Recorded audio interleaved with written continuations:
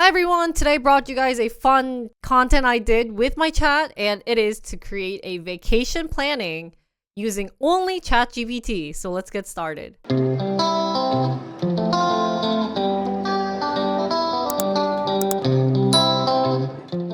Here are the user case that I created. I made a plan for a group of girls in their 20s who wanted to visit South Korea for a week. Their budget is $2,000 per person, and they are only interested in seeing places related to Korean fashion and beauty.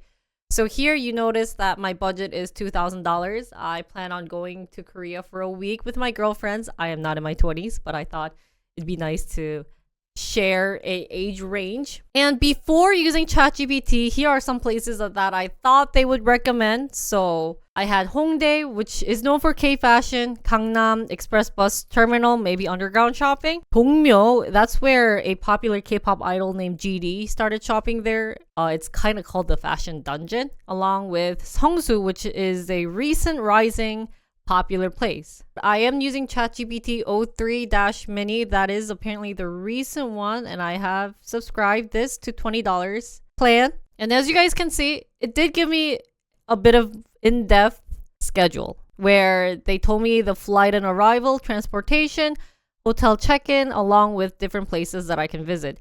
I did have a couple of them that overlapped and a couple of them that I knew that it was very touristy heavy. And what ChatGPT did after I did that was break down the budget into per person for 7 days. And this is what I got, where they divided into different categories: accommodation, shopping, food and drinks, activities, transportation, miscellaneous, souvenirs, and the final total. However, once I did some research on different restaurants on the Korean app, just to double check if the restaurants were present, it was a little misleading. Some of the places did not exist, or some of the places were a little bit heavier. And I realized that they did not include the plane tickets. And I thought they would do it, but I did hear from some people that $2,000 for a plane ticket was very cheap. Also, something that I realized throughout my planning is that they did not include any meals. So it seems like I only have maybe one meal per day. And as a girl who's going to be in their 20s going to Korea, I knew that that wasn't going to happen. So my next prompt was including a lot of days are missing for meals. So can you add in the meal time and location as well? And this is what they did. They included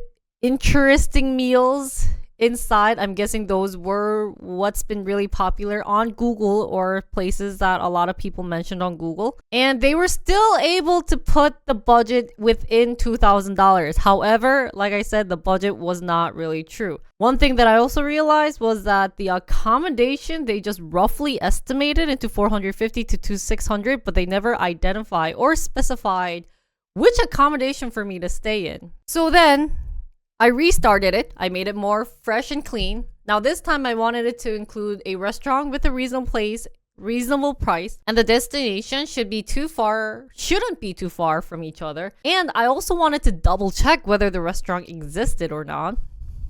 And so this time, as you guys notice, I have specified the restaurant into saying, tell me if it exists. Because when I just got a recommendation of restaurants, they did not specify or double check whether or not the restaurant did exist. So what ended up happening was that they started recommending me more of the chain restaurants, or restaurants that are super popular but not the authentic local Korean food, which was fine on a trip for girls who were in the 20s going. So to be honest, with the result that I got, I was pretty satisfied. There were a couple of things that I was a little hesitant, or there were things that they didn't really add.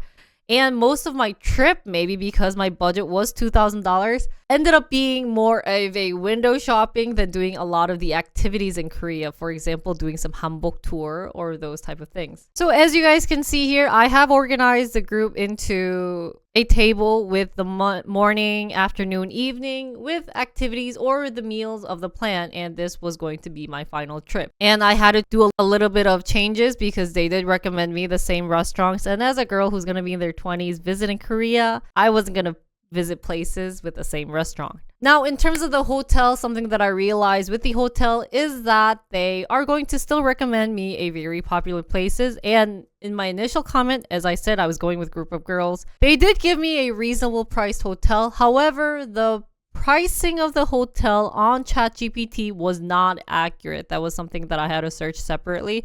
It was definitely on the minus side, so budget wasn't really helpful for me to use ChatGPT for. Also, what was really interesting was that they listed the arrival time to be in the morning, and I know the airplane tickets do vary depending on what you take and if you have any layovers. So, along with a lot of the hotel check-ins usually are at 3 p.m. or later. It depends on which hotel. That was not included in the scheduling. So, every time I asked it to change it for me, I would always arrive in the morning. We could assume that they are thinking of doing just a baggage check, and I do look around the places and then go back to my hotel. However, it didn't say anything about it, so that's something that was a little misleading.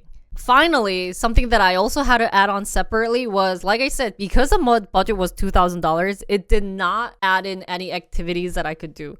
So in a lot of sense, they were doing more of window shopping or just going to the place and telling me to enjoy the scenery, which did make sense, but I wanted to add in fun activities that you could do in Korea. For instance, renting a hanbok or doing some fun spa related thing, because Korea is known for their K-beauty products and it's just more than going to shop at those areas. So what I ended up doing was adding in, give me some activities that I could be doing on the trip near my places was one of the prompts that I added. So here is my final schedule. As you guys can see, there were a couple of columns that I added. I added the transportation/directions, the operating hours of the hotel or the activity or the meal, and where it is located. I did have to change it from using the Google map to Naver map. Luckily, ChatGPT did know about Naver maps, so they gave me the location and told me to copy and paste it onto Naver. And it also gave me fun and interesting dinner meal plans that I could use, along with the departure back to Incheon Airport. They also had additional details related to hotel reservation, transportation budget, beauty and cultural activities, along with verification. Was I satisfied with the result? I would have to say 80% to 85% for someone who has been traveling a lot to Korea. One of the things that was a little unfortunate, like I said, was they didn't really accommodate for my budget, and that was something unfortunate, but it did make sense. And some of the activities that they have listed are not up to date, so some of them did not exist. And the links that I asked it to provide was not 100% true. Some of these links did not work. But to create a broad picture of how I want the trips to look like, it was doing a decent job. But like I said, I wasn't 100% satisfied. So what I ended up doing separately from this was, I started off with asking the ChatGPT for 100 interesting places in Seoul to do as a tourist. And so they gave me 100 things and I was shocked. I actually did almost 80% of the things I've done. So I was pretty confident in creating my list. So I just had to try to play around with ChatGPT into saying, what would make the best plan? So from this 100 list, there were definitely places that were tourist heavy, such as Myeongdong, Gyeongbokgung, so a lot of the palaces or the visiting places. And there were some places that was not being listed if I tried multiple times, such as the Seodaemun Prison History Museum was not being listed, or the Digital Media City, and more. Now, after I did that, I asked to list it in a table format with the detailed information along with things to do at the location, because if I didn't know anything about Korea, then I wouldn't be sure of what I can be doing. And then in the list, what I ended up doing was I took out the tourist heavy, because sometimes you want to go to tourist heavy places and sometimes you don't want to, but that's all dependent on what you want.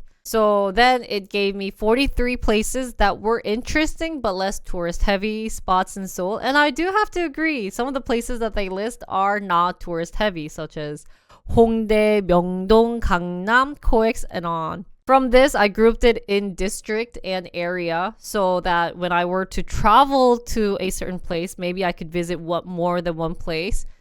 And knowing my stamina, I knew that I wouldn't be able to travel to more than 2 places of this location. So I asked ChatGPT, hey, now can you pick 14 to go that involves Korean history and create a schedule for 7-day itinerary. Also recommend me places to eat around that place. I'm planning to stay in Jamsil.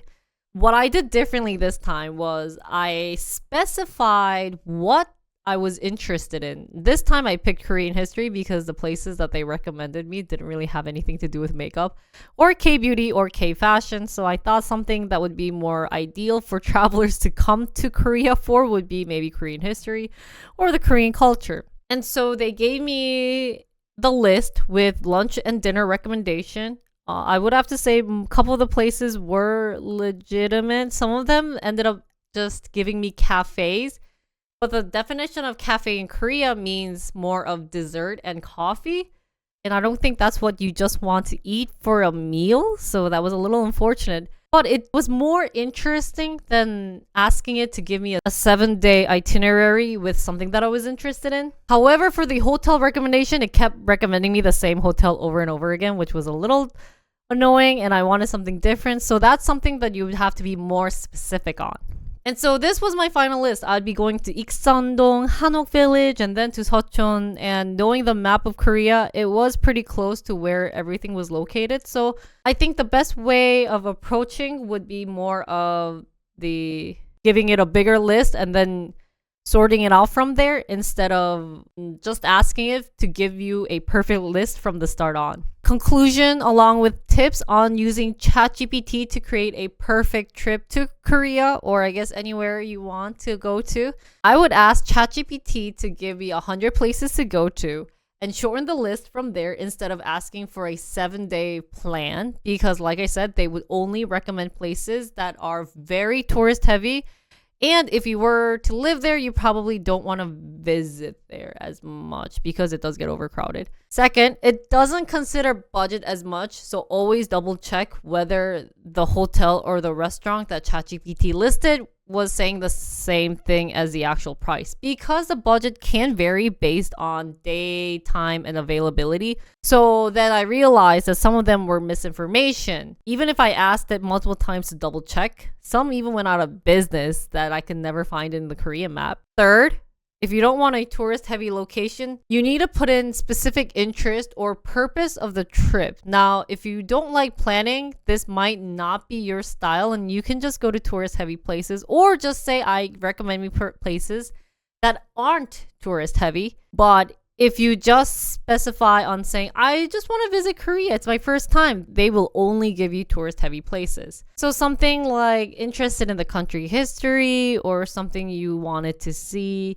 that was very K-drama like, that would really help you break down into reasonable places or places that you would actually prefer to go to. Also, you can ask ChatGPT to make it into a table format if you don't like the list format. That was something that was very important for me because the list was really hard to read and it did not feel very organized. So that would be a very helpful tip. Finally, if you're multilingual like me, I could speak Korean and English, I would double check with the other languages because it does give different options when you want to plan something.